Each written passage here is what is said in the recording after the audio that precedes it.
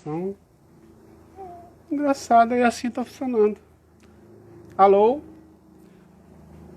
Bom, gente, agora estou ao vivo na minha página, porque nós fizemos uma tentativa na página dos Pais Pretos Presente e, e não deu certo. De alguma forma a conexão não ficou legal e a gente teve de fazer uma mudança. Então, a live que aconteceria na página do Pais Preto Presente vai acontecer na minha página. E eu vou ter de convidar o Pais Preto Presente, né, no caso Humberto, para a gente fazer a nossa conversa. Tá bom também, acho que vai ser legal receber vocês aqui. É,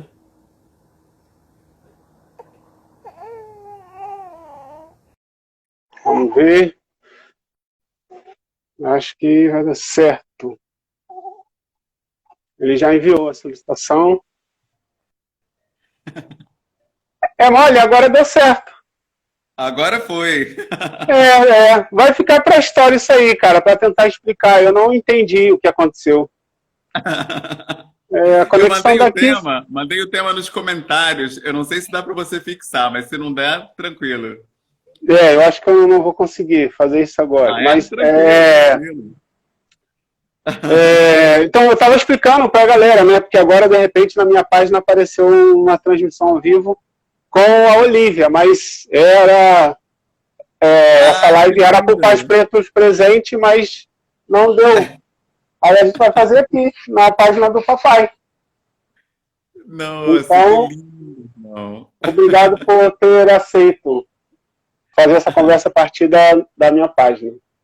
Parabéns, eu que agradeço imensamente, em nome do coletivo Pais Pretos Presentes, ter a sua presença com a gente. E é um privilégio, né, para a gente poder conversar com você. E eu queria que você se Sim, apresentasse, né, para a galera que não te conhece, não conhece o teu trabalho, falasse um pouquinho de você. tá bom. Então, Ronilson Pacheco, sou de São Gonçalo, né, no Rio de Janeiro, mais especificamente do Porto da Pedra.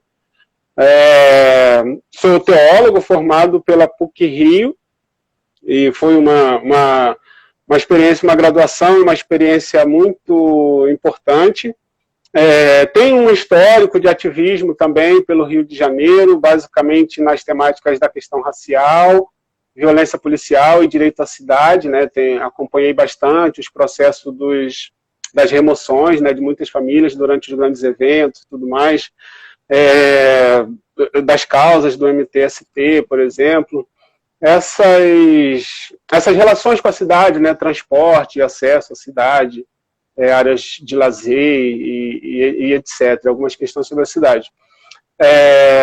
Bom, desde o fim da minha graduação, eu tenho planejado, né, fazer um mestrado fora. A minha área temática, né, o que eu pesquiso, o que eu tenho interesse em pesquisar, que é teologia negra, igreja negra, e essa relação da Bíblia e da igreja com a questão racial. Aqui tem um lugar que é muito referencial, o Union Theological Seminary, que pertence à Universidade de Colômbia. E desde o ano passado eu estou aqui, né? Fiz o application, foi aprovado, processo que você acompanhou, ajudou, foi importante também. O básico para a sobrevivência dos primeiros meses de inglês aqui, o Humberto ajudou bastante, foi muito importante. E aí, desde agosto passado, eu cheguei em agosto, a Juliana chegou em setembro, e aí a gente soube da Olivia, já meio que me andando, mas a gente soube da Olivia um pouco antes, né, de vir para cá, mas aí depois a gente vai entrar mais nessa conversa das tensões, das expectativas e tal. Mas o fato é que desde 21 de março, essa nossa vida aí, em especial, né, que é quem está falando na live, a minha vida, foi profundamente alterada, transformada pela chegada da Olivia, que está há 3 meses com a gente aqui, alegrando a gente, enchendo a gente de esperança, fazendo a gente se divertir bastante, fazendo a gente perder algumas noites de sono, mas com muita satisfação. Então é isso, hoje a gente está aqui, né, estou aqui em Nova York, que já foi o epicentro da pandemia, né, ainda está beirando isso. Acho que o Brasil hoje está mais caótico, mas, né, acho que todo mundo acompanhou o quanto que Nova York foi foi bem drástico, tem muito a ver um pouco com a nossa história aqui também, que eu vou falar depois.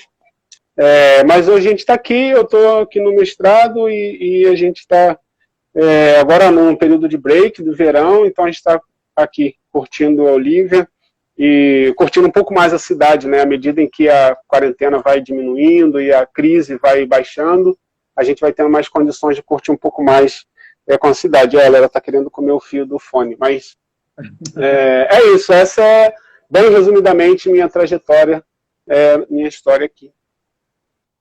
Perfeito, muito bom. E como é que foi para você essa notícia da paternidade? Como é que você recebeu essa notícia? Cara, assim, eu tenho muito na vida essas coisas que são muito impactantes, que eu passo menos pelo impacto, assim, o choque na hora e meio que vai mais que processando, eu acho, né? Essa coisa da ficha aí caindo. Então, eu acho que quando a gente descobriu num contexto muito curioso, numa conversa, assim, aí, né, a Juliana, bem resumidamente, né, a Juliana falou, eu acho que eu tô grávida, ou eu posso estar grávida. Aí ela falou isso mais 2 ou 3 vezes, mas vez ou outra ela ficava falando isso brincando, então quando ela falava, tipo, já fazia parte, meio que brincadeira, mas ela falou tipo, umas 3 vezes em sequência. Eu falei, você quer fazer um teste? Ela, quero. Aí eu fui lá, comprei o teste, fez o teste e deu positivo. Aí já deu aquele primeiro impacto. Aí eu fui comprar um outro, mas aquele que é mais preciso, que dá, né, dias e tal, é mais preciso. Aí deu positivo, confirmou. Aí a partir dali, aí, a gente ficou assim, meio sem saber, sabe? Uma coisa assim, caramba, é verdade. Estamos grávidos.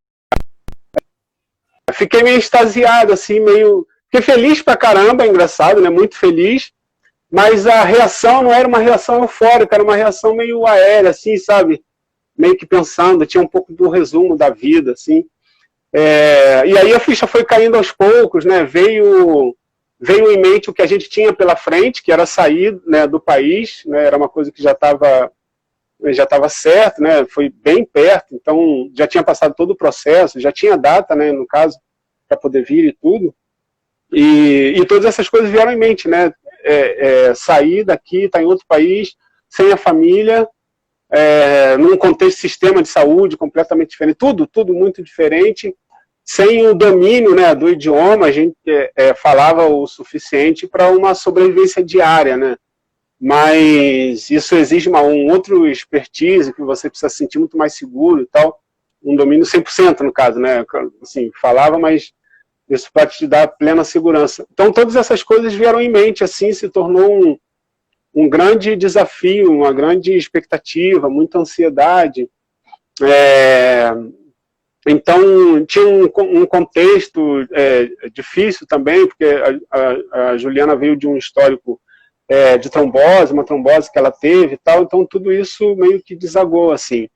Mas com relação à notícia propriamente, foi uma coisa assim, de muita alegria, assim por dentro, né? Acho que a sua vida passa em resumo, 40 anos, mais de 40 anos, uma coisa que você sempre quis, que você sentia que era um momento importante já, né? Já sentia de alguma forma falta, que isso era algo importante.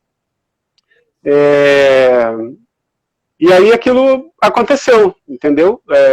Com menos organização do que você achava que você poderia ter para poder esse momento chegar, aconteceu.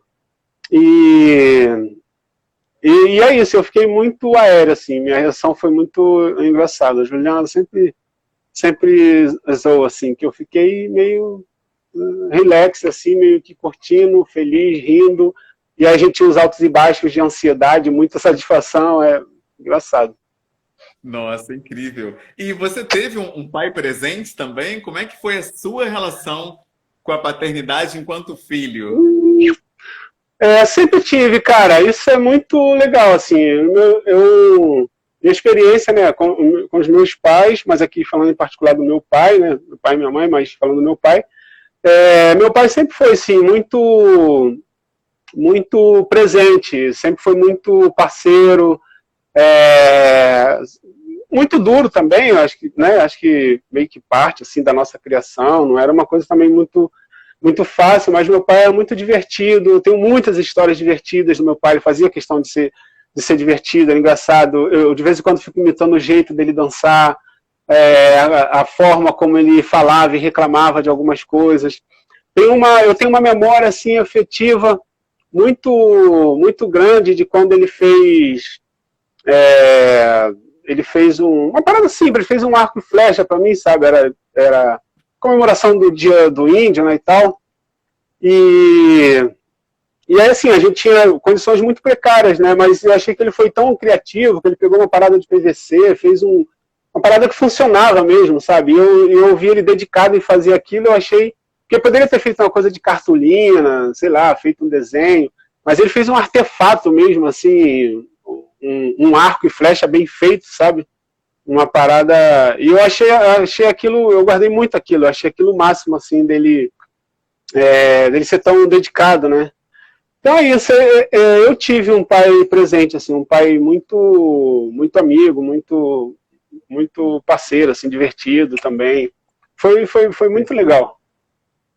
Bacana. E uma coisa que acontece muito na paternidade é o cruzamento com o tema das masculinidades, né? Especialmente quando a gente é pai de menina, que é um outro gênero.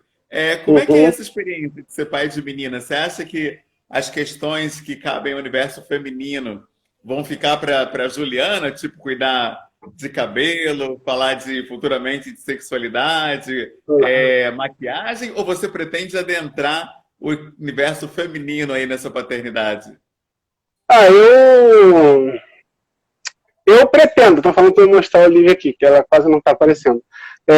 Eu pretendo, sim, eu acho que isso é feito com muita tranquilidade, assim, mas, é claro, é um aprendizado diário, assim, né? Você tem várias informações, várias desconstruções, muito aberto, né? Eu acho que eu sou bastante até. Mas você vê como a cultura é algo muito forte, né? Muito significativo. Eu tenho que ficar ressignificando algumas coisas, né? E algumas coisas são quase que meio que naturais. Juliana sempre chama atenção para isso, né? Essa semana, umas 2 semanas, eu acho, eu fui no mercado, era uma compra aleatória e do nada eu passei por uma roupa assim e quis trazer, sabe? Aí quando eu cheguei em casa, eu falei, a roupa é linda, mas é de menino, né? Aí eu falei, mas é porque eu achei bonito e tal. E realmente tem isso, não tem muito esse senso, mas eu acho que essas marcas também acabam sendo importantes, né? Então, a gente posta muita criança, bebezinho, né? Muito carequinha, a gente posta muita foto da Olivia e sempre tem uma outra pessoa que diz, ele é muito bonito, não sei o quê, e aí, às vezes, a gente quer marcar esse lugar, que não é ele, né? É a Olivia. Então, mas isso é um aprendizado, assim, os cuidados com alguns detalhes, que é uma coisa que naturalmente, né, acho que socialmente, culturalmente, é muito associada a um cuidado, a uma sensibilidade que é da mulher, que é da mãe, mas que eu tento tornar isso uma coisa natural da nossa relação, uma sensibilidade que seja dela e que seja minha também, né? Desses cuidados do cabelo, do banho, de arrumar, enfim, maquiagem é uma coisa que não entra em questão agora, mas eu acho que a gente tem conseguido, né, construir uma relação de maneira que essas coisas tendem a ser muito naturais ou muito naturalizadas para os dois, para mim e para ela, né? Sem um cuidado que seja específico de alguém, mas um cuidado que é de ambos, que é a gente enquanto cuidadores, né? Pessoas que cuidam da Olivia, quer ver a Olivia bem, a Olivia feliz, a Olivia bem vestida, divertida, né? Estilosa muitas vezes, né? Tem essas coisas também. Mas eu acho que está sendo um aprendizado, assim, acho que eu estou desconstruindo algumas coisas assim que não são naturais, que eu preciso escolher, né, que eu preciso optar por fazer desse jeito, estar sensível a fazer desse jeito, que eu acho que Não chega a ser um conflito, assim, mas acho que é um embate natural com a cultura também, de onde você, né, como você foi criado, gerado, etc. E Sim. coisas que você pensava que no dia a dia, na prática, você precisa escolher fazer, senão você naturalmente não faz, né? Ou faz de uma maneira que é aquilo que já está culturalmente estabelecido. Perfeito. E como foi esse teu preparo, né? Que a gente vê que você tem uma cabeça muito boa para o gênero, você não é uma pessoa Lindo. fechada, você tem uma visão ampla. Você fez algum curso, alguma coisa assim de paternidade? Você conversa com outros pais? Como é que você se prepara nessa paternidade? Não, eu confesso até assim, bem publicamente, que isso é até uma falha, assim, porque eu já vinha ouvindo falar tanto do Pais Presente, por exemplo, e amigos diversos, né, que foram, que se tornaram pais, e que eu poderia ter recorrido muito mais, acionado muito mais, por mais que hajam as peculiaridades, né, as particularidades do dia a dia, mas algo que Juliana fez bastante, né, por exemplo, de conversar bastante com mães, com as mulheres, com as grávidas, de entrar em grupo e tal, e isso foi importante também. Às vezes tem um excesso de informação, mas a verdade é que é importante em muitos aspectos. Então, eu fiz isso muito menos do que eu acho que eu deveria fazer. Acho que eu poderia ter ouvido mais, ter conversado mais, ter ouvido mais outras experiências. Acho que isso foi uma coisa que faltou. E uma coisa que eu desejo fazer também, né? Você vai vendo como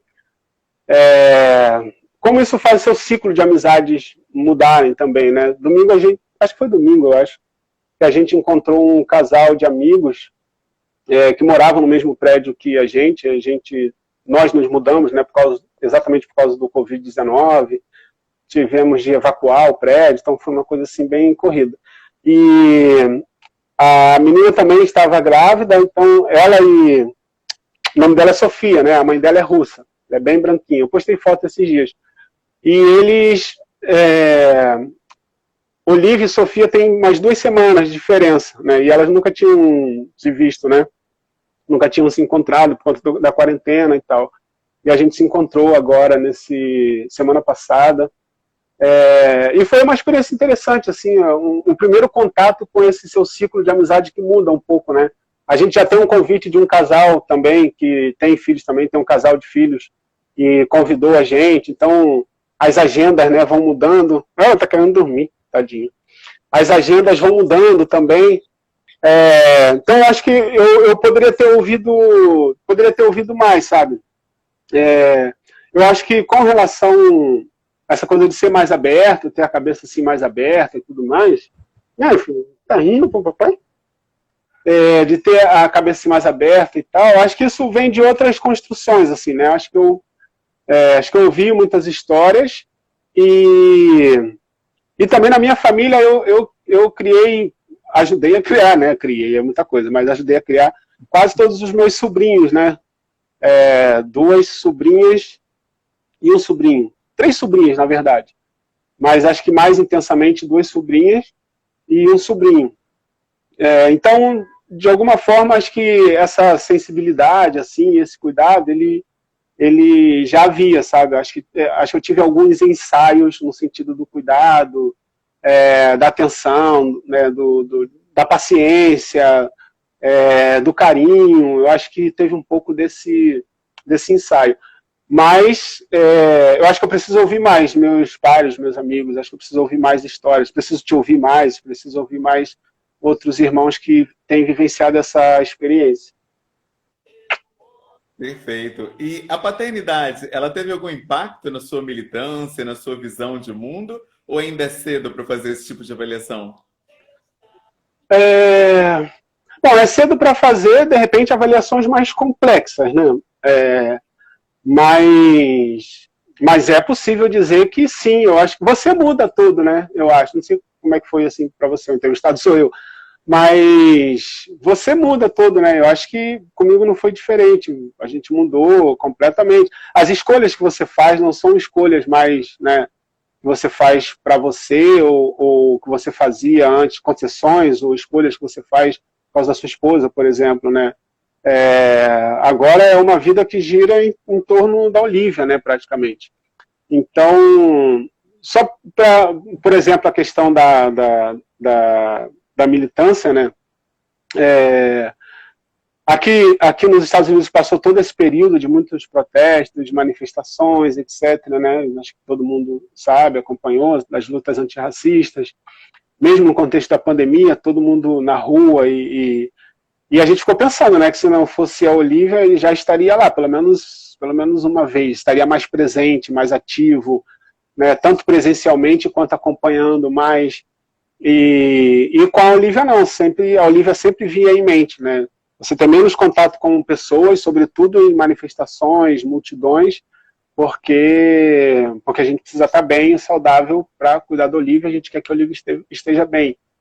Então muda muito e muda tudo, né, na sua vida, como algumas coisas te afetam, né, sobretudo quando envolve criança, né, com relação ao cuidado, coisas que você, uma palavra assim bastante batida, mas que faz sentido, essa que fortalece a sua empatia, fica mais fortalecida nesse sentido, né, porque de alguma maneira você sente um pouco, ou quase o mesmo, porque você, né, no meu caso, tem a Olivia, então essas coisas me faz pensar. Então, eu mudei completamente, né, a concepção muda, e a visão de mundo muda, e se a visão de mundo muda, a sua compreensão de ativismo e disposição para ela também muda, né?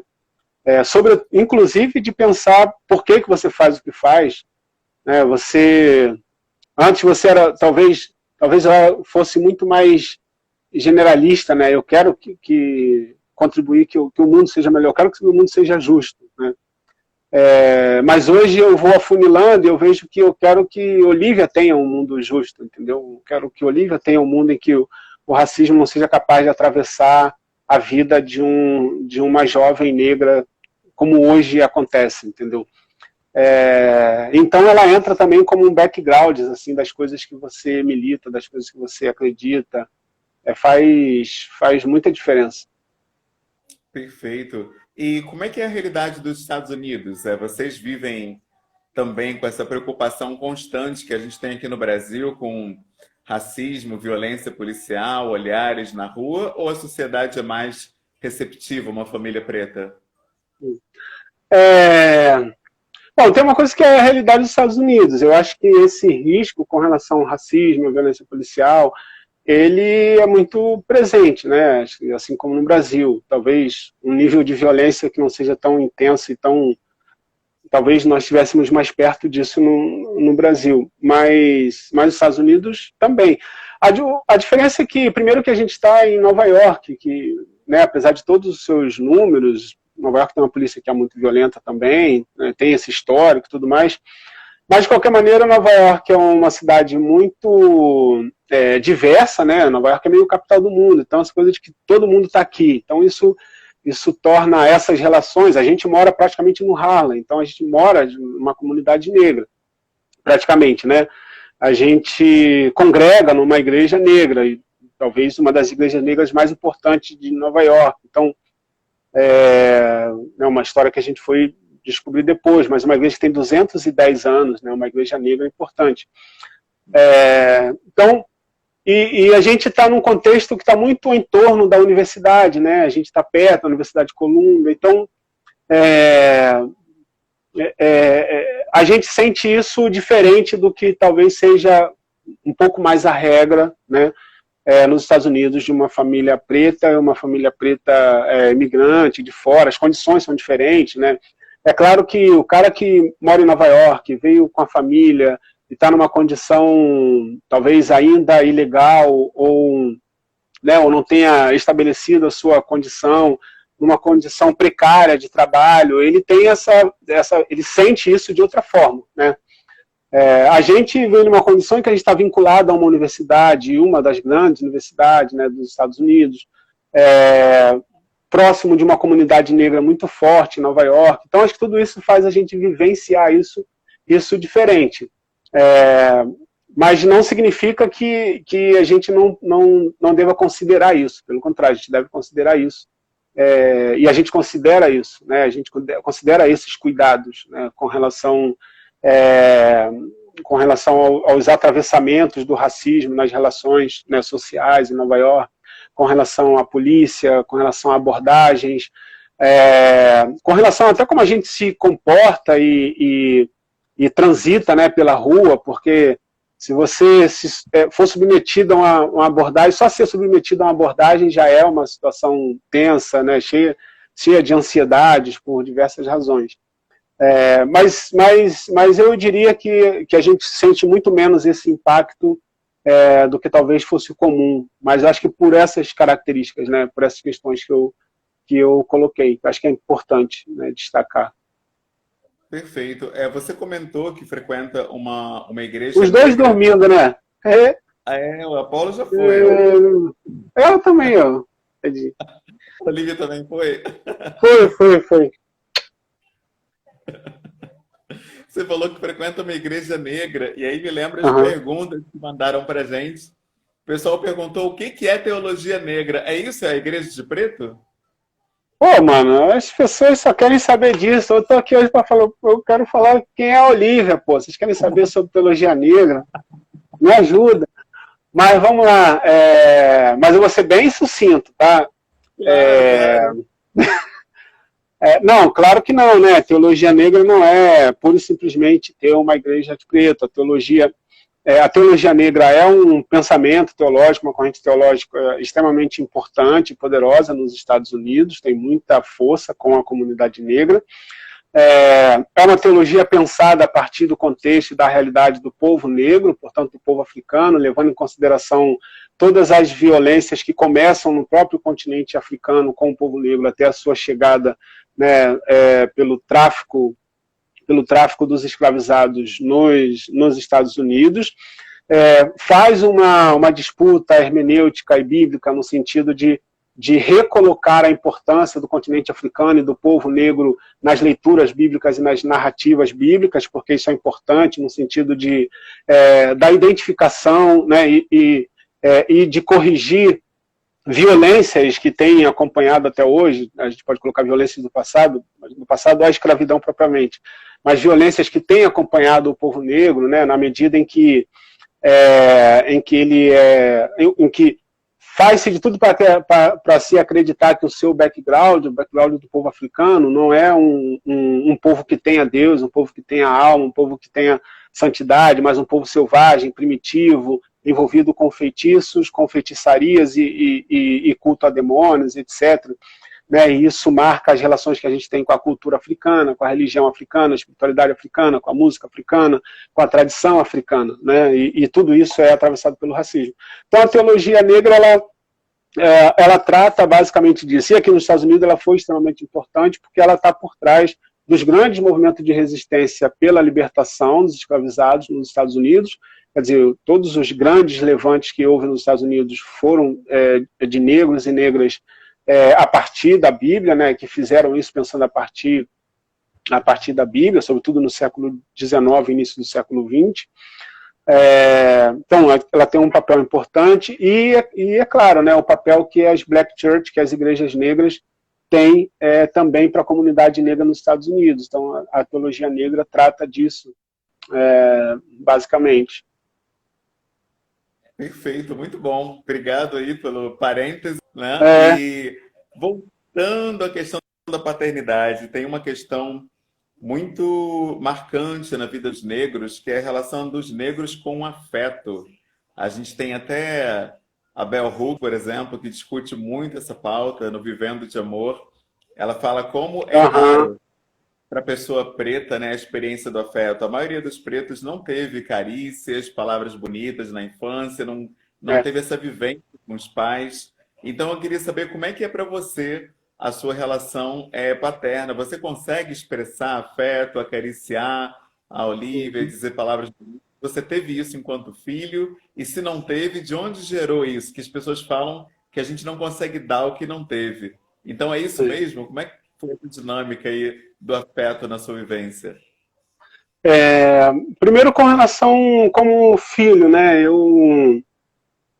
Então, acho que, de fato, isso é uma coisa que marca muita gente. Eu realmente não tenho muito essa memória também, né? É interessante, você, em algum momento, de alguma forma, você sabe, você é plenamente consciente do amor dos seus pais, né? Do seu pai e da sua mãe por você. Mas você não tem esse elemento muito comportamental e afetivo para poder aferir isso, né? Você tem por outras razões, pelo que o seu pai e a sua mãe estão dispostos a fazer por você, né? Por quanto eles se frustram com algumas coisas que não dão certo, o quanto é como se estivesse fazendo com eles, se fizesse com você. Bom, os cuidados que são expressos, ainda que de maneira muito ríspida, mas que são sempre cuidados. Então você afere isso de outra forma. Agora, essa materialização no abraço, no toque, no beijo, no dizer palavras bonitas, com isso eu também não fui criado, né? Meu pai, minha mãe, muito amorosos, mas isso também era uma coisa que fazia muita falta, né? Não tinha muito essa situação muito do abraço, né? Muito do beijo, muito do carinho, muito dos incentivos quando você fazia alguma coisa que é legal. Por exemplo, eu gostava muito de desenhar, né? Eu gostava muito de desenhar quando adolescente, né? Criança, adolescente, assim, até o início da minha juventude, ou até juventude também, né? Eu desenhava, gostava de desenhar, fazia história em quadrinho, gostava, era um dos meus sonhos naquela época, ser quadrinista, né? Ser desenhista de história em quadrinho, colecionava. Então, não era era uma coisa que meu pai, minha mãe, eles achavam o máximo, mas não era uma coisa assim, sabe, incentivada, porque no fim das contas, né, qual é a perspectiva, o futuro de um menino numa comunidade Pôr da Pedra que está fazendo quadrinhos? É legal fazer quadrinhos, é bom desenhar, mas você precisa fazer alguma coisa que realmente garanta seu futuro, que você consiga ter dinheiro. Então, esses estímulos e esses carinhos, eles fazem falta. Agora, de alguma maneira, é interessante, porque aí eu já adulto, né, já bem adulto, eu fui mais carinhoso com os meus pais no fim da vida, né? Minha mãe faleceu primeiro, meu pai faleceu 8 meses depois, né? Enfim, na questão de óbito, outras razões, mas a gente sabe que foi pela falta, né, que ele sentiu da minha mãe, que ficou cada vez mais doente, mais fragilizado e não resistiu até falecer, menos de um ano depois. E eu lembro que esse período final eu era muito mais carinhoso, fazia sempre questão, eu gostava de dançar com a minha mãe, e ela ficava irritada de ficar dançando toda hora, e eu ficava chamando para dançar e abraçar. O meu pai a mesma coisa, abraçava o tempo todo, fazia a barba dele, mais pro final, assim, ele já estava mais debilitado, né, e fazia a barba dele, brincava e tal. Eu retribuía mais, de uma maneira mais afetiva, como eles não foram muito. Amaram da maneira que souberam, né, e da maneira que aprenderam. Então, acho que e eu acho que por outras vivências e outros vínculos sociais também, e de outras famílias, né? Eu tinha muitos amigos que eu ia visitar e ver a família, às vezes eu via um outro tipo de relação que não tinha em casa, mas de alguma maneira aquilo me inspirava. Então acho que esse conjunto de coisas também me fez escolher, experimentar uma forma mais afetiva também, né, de ser. Eu acho que a comunidade onde eu congregava, né, a igreja me ajudou bastante, eu acho que estimulavam bastante essa relação mais afetiva, né, no sentido da sua relação com os seus pais, da importância da família e tal. Eu acho que isso era importante. E aí, hoje, com relação a Olivia, eu acho que eu sou super afetivo, né, de toda hora beijar, de toda hora ficar falando, né, dizendo que ela vai ser uma hora ela vai ser uma grande escritora, outra hora ela vai ser uma grande cineasta, outra hora ela vai ser uma grande pensadora, ela vai ser tudo, entendeu? O que ela quiser, e toda hora quer estar junto. Às vezes eu vou na rua, fico 2 horas fora, 3 horas no máximo, por ir no mercado, trajeto, né, ida e volta e tal, e quando eu volto eu já estou cheio de vontade de pegar e abraçar e ficar brincando o tempo todo, né? Agora ela começou meio que puxar o cabelo, assim, então ficou abraçando e ela fica puxando o cabelo, eu fico reclamando e ela fica gritando também. Tudo isso é muito, muito envolvente, então eu acho que a gente conseguiu, agora estou falando eu e Juliana, a gente conseguiu estabelecer, né, uma relação assim que é muito afetiva, muito carinhosa, muito cuidadosa, onde as palavras fazem muito sentido, são muito importantes, né, o toque é muito importante, o abraço, beijar toda hora, às vezes nem pode, né, mas quando você esquece, quando você já vê, já beijou. Então eu acho que consigo assim ter uma vivência bem afetiva mesmo. Perfeito, muito bom. E como é que faz para gerenciar o tempo e as atividades, né? Com a criação dela? Vocês dois têm carreira, vocês têm uma casa para manter. Como é que acontece isso? Vocês fazem uma divisão racional ali de tarefas ou as coisas vão surgindo e vocês vão fazendo na medida que vai aparecendo as atividades? Como é que é esse dia a dia com o bebê? Então, Olivia chegou num contexto, em março já estava terminando o semestre aqui, né, o semestre que já está caminhando para o final, já final de março já está caminhando para o final, maio, assim. Então já estava terminando o semestre e tinha quarentena também, né, então as aulas já tinham sido suspensas presencialmente, só aulas remotas e tal. Então isso foi interessante, porque agora a gente está no break que vai até setembro. Então isso foi interessante porque Olivia não chegou no momento em que eu estava numa intensidade dos dias de aulas, estando na universidade, tendo coisas para dar conta em casa e papers. Então, graças a Deus, ela chegou no momento em que foi possível ter esse break que ajudou a gente a administrar, assim. Então eu tento manter as coisas que são meio inevitáveis, né, que tem a ver até numa relação de trabalho mesmo, né, de coisas que eu preciso fazer, às vezes um artigo que eu preciso entregar, uma pesquisa que eu preciso fazer, mas coisas que dá para você administrar mais com relação ao tempo.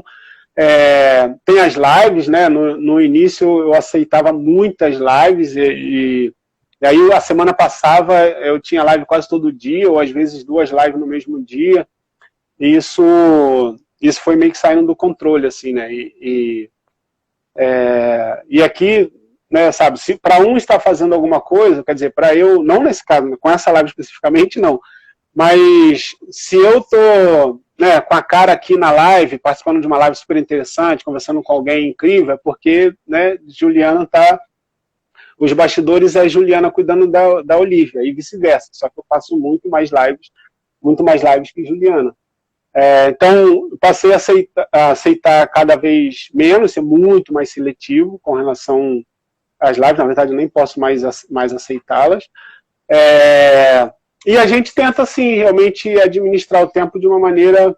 Agora a Juliana está numa fase muito mais intensa, com a dissertação dela, por exemplo, então... eu tenho ficado mais tempo, né, com a Olivia, assim, ao longo do dia. E às vezes eu pego ali algumas horas para poder fazer coisas específicas. Então é isso, acho que a gente consegue revezar bastante, assim, incluindo na madrugada, né, nos horários que precisa acordar para trocar e tal, né, que bota para despertar. Na maioria das vezes eu acordo primeiro, né, e faço e tal. Então, às vezes, agora não, agora o sono dela está estabilizando um pouco mais, mas no início era bem mais difícil, então, e Juliana fica muito mais desgastada, porque Olivia, né, mama direto, enquanto ela está com Juliana, ela praticamente só quer mamar, isso é muito desgastante também, isso foi muito difícil no início. Então, às vezes, para poder Juliana ter mais disposição, ela ia dormir um pouco mais cedo e eu segurava a onda com ela até, sei lá, até 1h da manhã, que é a hora que às vezes ela acabava indo dormir de verdade. Enfim, a gente eu acho que a gente tem uns arranjos que funcionam, assim, né? é meio que uma regra nossa ter cuidado para que ninguém fique sobrecarregado, assim, até porque é só a gente mesmo, né? A gente está num contexto em que a possibilidade de ter alguém, de ter uma avó, de ter uma tia, provavelmente uma avó, né? Rede de verdade avó, foi completamente inviabilizado por conta da pandemia, né? Então, nem nós teríamos condições de ir no Brasil para levar o livro para conhecer, né? Avó, avô, primos, primas, tias, etc. Nem poderíamos receber ninguém por conta da pandemia. Então, é um contexto em que é só a gente, né? Para praticamente tudo. E acho que a gente tem dado conta, né? Desse revezamento. Eu tive a sorte, né, a honra e o privilégio de estar ali junto na hora do parto, né, segurando a mão da Tainá, ver o Apolo nascer. Foi uma coisa incrível, assim, acompanhar ali ao vivo, né, e a cores, tudo isso. Como é que foi para você? Como é que funciona nos Estados Unidos? O pai também acompanha a gestante durante todo o processo? Tem que ficar de fora? Como é que funciona isso aí? Como é que Não, tá sendo? o pai acompanha sim, e essa é uma grande história, porque... Opa! Oh, meu Deus. Desculpa. Eu fui aproximar e acabei derrubando, peço perdão. Vou ajeitar tudo aqui já. Desculpa. Pronto, enquanto isso eu vou falando. É o seguinte... Então, porque isso é bem comum, sim, os pais, né, sempre juntos, o pai, né, no caso, sempre junto, podendo estar junto, e comigo não foi diferente. Mas, repito, né, a Olivia nasceu no contexto da pandemia. E aí, isso foi muito interessante. A gente estava no hospital, e aí eu estava lá, fiquei direto com a Juliana também no hospital, e a gente ficou o dia inteiro, né, mais de um dia no hospital, e depois a gente descobriu que eu era o único pai que estava lá, porque na verdade já tinham proibido a entrada naquela semana, ou quase praticamente naquele dia, entrava uma determinação que os pais, né, o pai não podia acompanhar o parto por causa da Covid-19. Então era só a mãe, só a grávida. Então os partos daquele dia não tiveram pais, os pais não podiam entrar. Mas como eu peguei meio que a transição, eu acabei entrando, mas depois eu descobri que eu era o único pai que estava. Aí teve uma hora que a enfermeira entrou, a enfermeira entrou e falou assim: você está aqui? Se eu fosse você, não saia não, porque você é o único pai, você é o único homem aqui dentro. Eu era o único homem no hospital inteiro, assim. E aí, Juliana ia receber o almoço, café da manhã e tal, e a gente tinha que ficar dividindo, porque não podia levar para outra pessoa, né? Porque eu era meio que um escondido. Então, fica aí, você não pode sair, não vai no banheiro lá fora, não vai circular, não vai fazer nada, porque se você for, vão botar você para fora, você não vai voltar mais. E aí chegava o almoço, aí a gente dividia, a Juliana comia uma coisa, eu comia outra, chegava o café da manhã, às vezes a Juliana não queria muito tomar café, eu tomava o café, mas fiquei ali escondido no quarto até a hora de sair. E aí quando a gente saiu, para poder, né, para vir para casa, eu passava nos corredores, ficava todo mundo olhando assim, tipo, o que esse cara tava fazendo aí, cara? E a gente só foi saber disso depois, é bem interessante. Então, para responder que sim, né, o pai é estimulado que o pai esteja lá junto, eu fiz exatamente isso, fiquei ali do lado, segurei a mão, vi todo o processo, assim, fiquei avisando a Juliana que está vindo mais um pouco e tal, mas num contexto em que, por pouco, eu não consigo fazer isso, acredita? Por pouco eu ia ser impedido de ver o nascimento da minha filha. Por conta da Covid-19. Então eu fui... sabe o título do livro, Ocupar, Resistir e Subverter? O que eu fiz no hospital. Ocupei, resisti ali dentro e subverti, porque não podia estar ninguém, eu era o único que estava lá dentro. Nossa, e como é que foi esse parto? Ele foi rápido, foi difícil?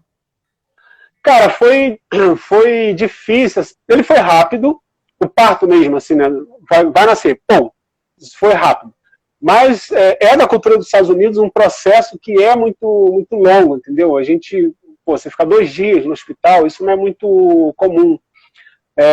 Porque aí mesmo que depois que nasce, você ainda fica meio que um tempo aí, digamos assim, meio que de quarentena para observação e tal. Então foi desgastante ficar aí vários exames, e vai e volta, e aí faz o exame, a gente viu um negocinho assim que a gente precisa, aí vocês vão ter que ficar um pouco mais, aí fica, aí, vocês já vão ser liberados, amanhã vocês já podem, Juliana está falando que o parto não foi rápido, amanhã vocês já podem sair, a gente ficava tudo feliz que já ia sair e tal. Aí daqui a pouco vinha uma outra médica dizendo, não, a gente viu uma coisa assim, assim, e a gente vai precisar que vocês fiquem um pouco mais. Aí isso era meio que angustiante, entendeu? Meio que vai, não vai, vai, não vai, vai, não vai. E a gente também não estava preparado para isso. Isso não é muito da nossa cultura, assim, né? Não é assim no Brasil, eu acho. Ou não é muito comum, ou não é a imagem que a gente tem, né? Então, eu acho que permanecer ali tanto tempo no hospital foi uma coisa meio chata, assim, meio angustiante. Aí eu falei que o parto foi rápido. Juliana está dizendo que não, mas de fato eu acho que o fato de quem pariu fui eu. O tempo psicológico é diferente, é isso, é verdade. Acho que o tempo psicológico é todo o contexto que envolve estar ali para até o parto acontecer, realmente Ju está certo. Então eu vou acatar a correção aqui ao vivo. O parto não foi rápido, né? A Tainá, ela completou as 40 semanas. Então, ela subiu 6 horas e o Apolo nasceu 6h40. Foi rapidinho. 6 horas, 6h40. 40 minutos. 40 minutos, processo todo, assim, subir, se arrumar, aprontar tudo, deitar e ter o filho. Praticamente ela deitou, forçou e o Apolo veio. Não teve muita demora, não. Nossa, isso era um sonho. Foi bem demorado, assim. Vira meio que uma hospedagem, assim, né? Você fica mais de um dia, 2 dias. Todo o processo de preparação, inclusive, é cansativo, assim.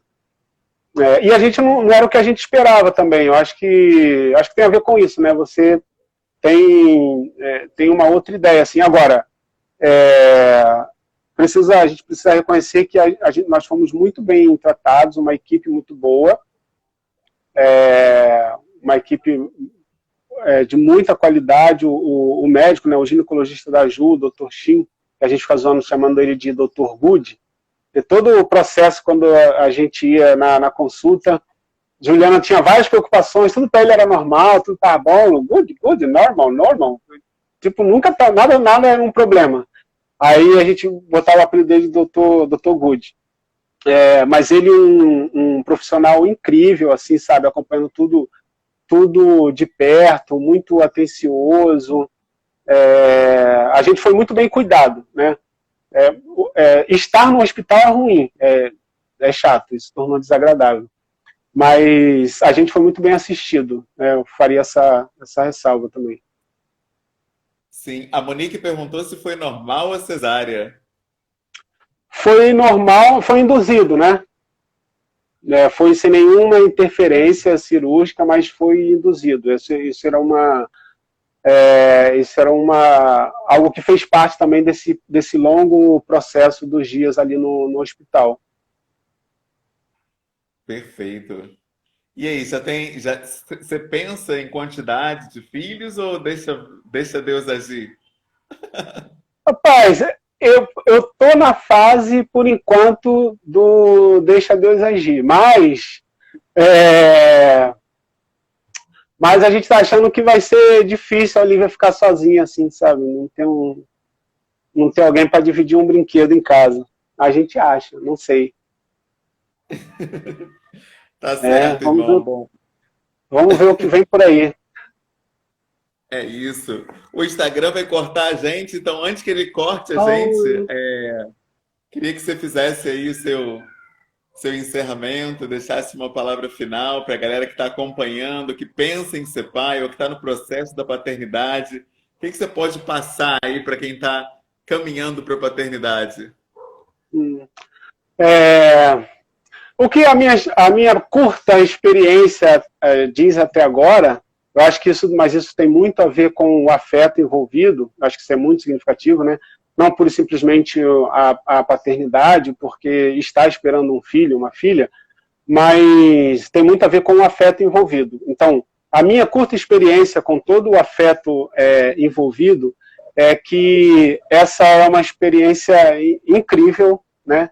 Inesquecível, que te transforma muito a sua vida, sua perspectiva, e,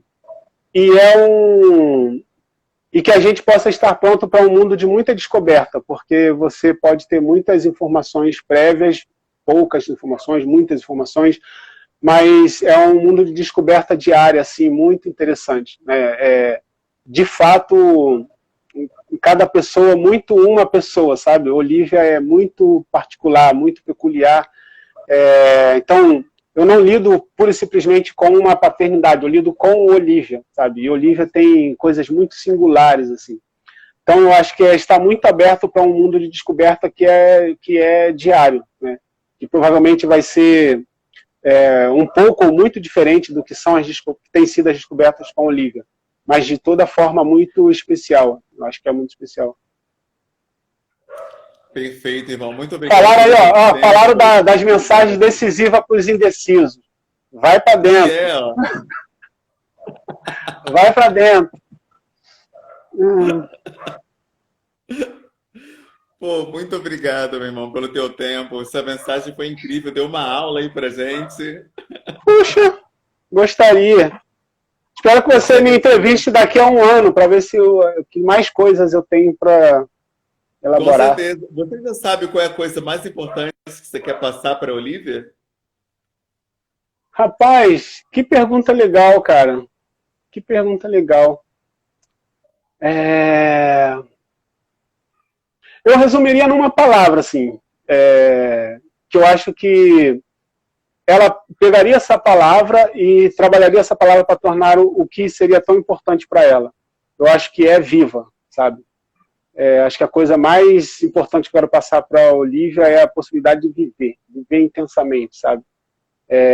De verdade, explorando todas a sua criatividade, potencial, viva, sabe?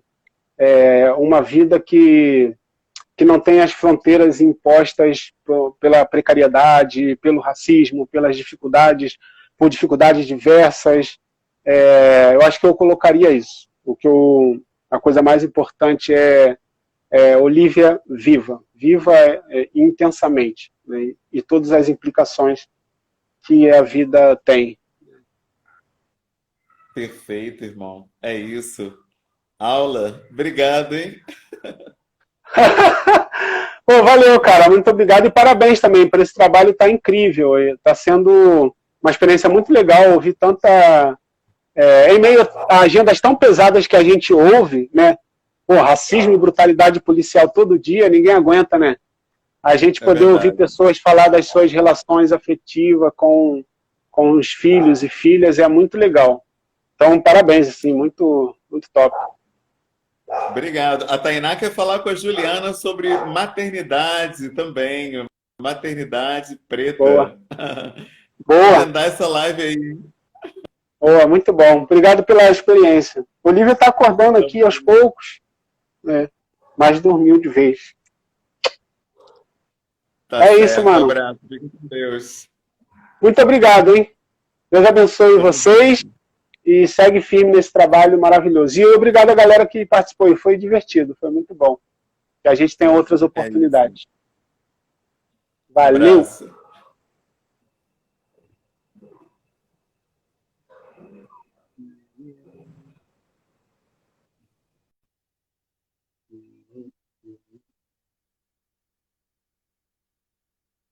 Tchau, gente!